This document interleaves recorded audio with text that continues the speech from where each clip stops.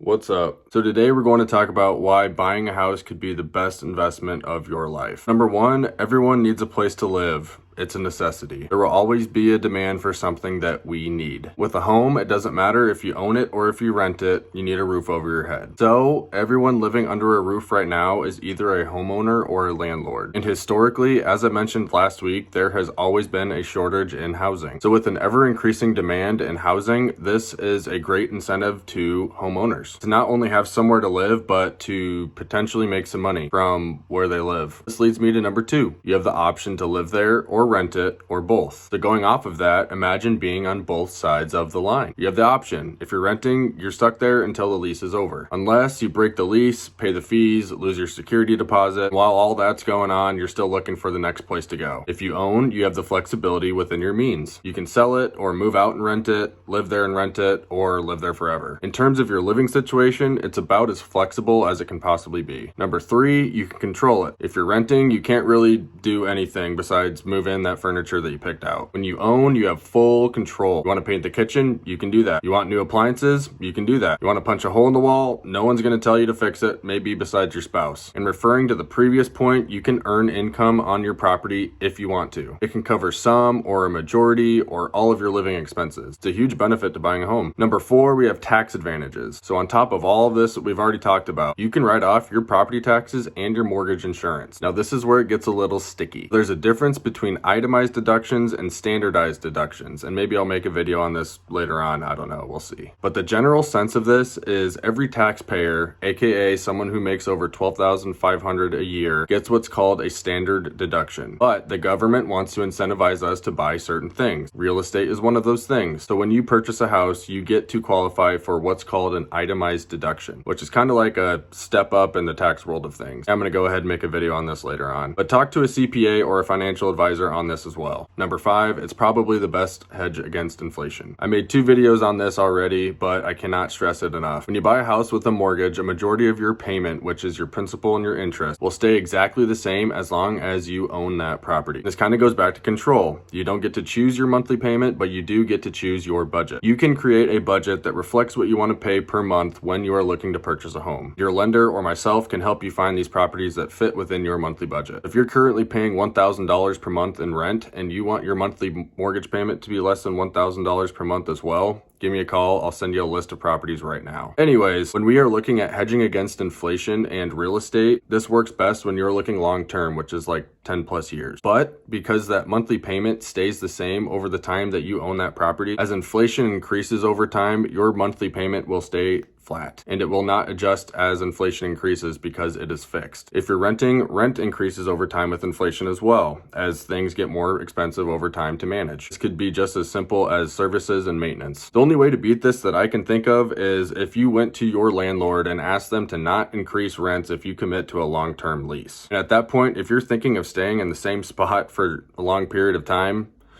you get where I'm going with this. But lastly, there's a home for everybody.